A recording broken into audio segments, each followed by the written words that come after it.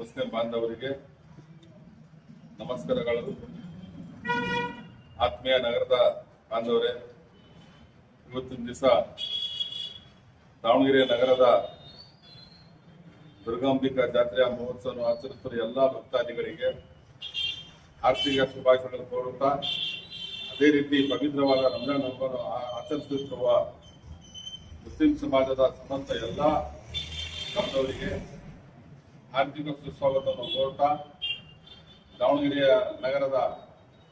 ಏನು ಪವಿತ್ರವಾದ ದುರ್ಗಾಂಬಿಕಾ ಜಾತ್ರೆ ಮತ್ತು ರಂಜಾನ್ ಹಬ್ಬ ಆಚರಿಸ್ತಾ ಇದ್ದಾರೆ, ಈ ಎರಡೂ ಹಬ್ಬ ದಾವಣಗೆರೆ ನಗರದ ಶಾಂತಿಯ ಸಂಕೇತವಾಗಲಿ ಎಂದು ಹಾರೈಸ್ತಾ, ನಮ್ಮ ನಗರಕ್ಕೆ ಒಳ್ಳೆಯ ಒಂದು ಸಂಕೇತ ಶುಭ ಸಂದೇಶವನ್ನು ಬರಲಿ ಅಂತ ಹೇಳಿ ಇವತ್ತಿನ ದಿವಸ ಶುಭ ಹಾರೈಸ್ತಾ ಇದ್ದಾರೆ.